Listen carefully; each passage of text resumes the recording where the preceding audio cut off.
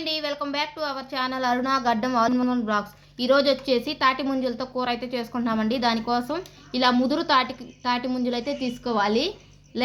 లేతవైతే కూర మరీ మెత్తగా ఉడికిపోతుందండి. ఇలా ముదురువి అయితే మనకి చికెన్ తిన్న ఫీలింగ్ అయితే వస్తుందంట. ఈ కూర అయితే మా నాయనమ్మ చేత చేపిస్తున్నాను, ఆమె బాగా చేస్తుంది. ఇప్పుడు ఈ ముంజలను అయితే ఇలా వాటర్లో వేసేసుకుందామండి. ఇలా వేసుకొని దీని పొట్టంతా తీసేసుకోవాలి నీట్గా. చూసారు కదా, ఇలా నీట్గా స్కిన్ అయితే మొత్తం తీసేసి ఒక గిన్నెలోకి వేసుకుందాం. చూసారు కదా, ముంజల మొత్తానికి ఇలా స్కిన్ అయితే తీసేసుకున్నాము. వీటిని చిన్న చిన్న ముక్కలుగా అయితే కట్ చేసుకుందాము.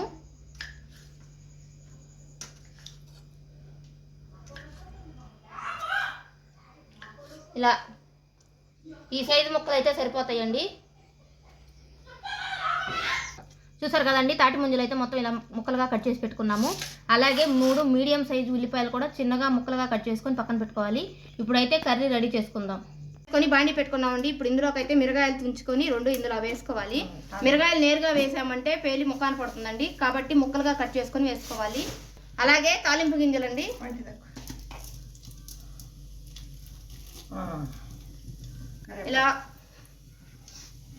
ఇలా వేసుకొని వీటిని కొంచెం ఫ్రై చేసుకోవాలి.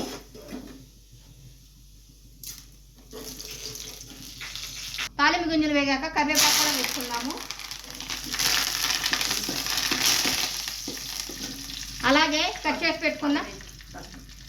పెట్టుకున్న ఉల్లిపాయలు వేసుకుందామండి. ఇవి కొంచెం ఫ్రై అవ్వాలి.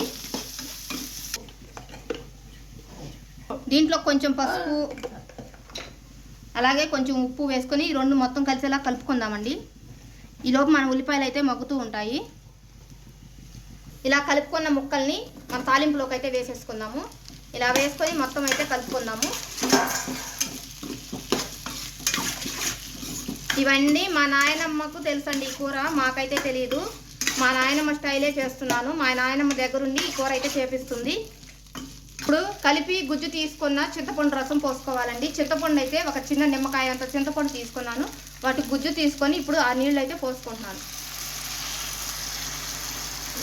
ఇలా మొత్తం చింతపండు గుజ్జు కూడా వేసుకొని మొత్తం ఉడకనివ్వాలి.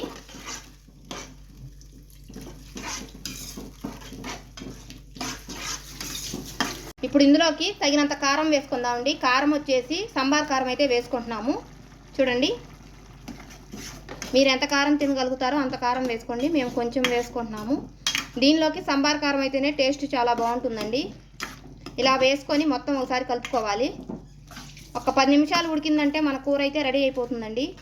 టేస్ట్ చూసుకొని ఉప్పు మరలా కొంచెం అయితే వేసుకుంటున్నామండి. కొంచెం పడుతుంది కాబట్టి మళ్ళీ వేసుకున్నాము. ఇప్పుడైతే మూత పెట్టుకొని ఒక 10 నిమిషాల పాటు ఉడకనిద్దామండి.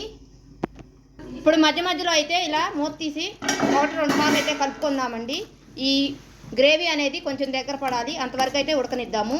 ఇది అచ్చం కోడిగుడ్లు పులుసు ఉన్నట్టే ఉంటుందంట అండి. టేస్ట్ చాలా బాగుంటుందంట. కూర అయితే ఉడికిపోయిందండి. ఫైనల్గా ఇందులోకి చికెన్ మసాలా అయితే వేసుకుంటున్నాము. ఒక 1/2 స్పూను చికెన్ మసాలా వేసుకుందాము. చూసారు కదా, ఇలా వేసుకొని మొత్తం కలుపుదాము. మా నాయనమ్మల రోజుల్లో అయితే ఈ చికెన్ మసాలా కూడా లేదంటండి. ఇలా ఉప్పు కారం చింతపండు రసంతోనే చేసేసుకునేవాళ్ళు అంటండి. అప్పుడు చాలా టేస్ట్గా ఉండేదంటుంది. కానీ మనకి ఇప్పుడు మసాలాలు లేకపోతే అసలు తినలేము కదా. మేము లాస్ట్లో అయితే కొంచెం చికెన్ మసాలా వేసుకున్నాము. కూర అయితే రెడీ అయిపోయిందండి. స్టవ్ ఆఫ్ చేసేసుకుందాము. ఫైనల్గా అయితే మన కూర రెడీ అయిపోయిందండి. ఇది మేము ఎప్పుడో చిన్నతనంలో తిన్నాము. మరలా ఈరోజు అయితే మా నాయనమ్మ చేత చేపించుకున్నాము. కూర అయితే చాలా బాగుందండి. Thank you for watching. Like చేయండి, షేర్ చేయండి, సబ్స్క్రైబ్ చేయండి.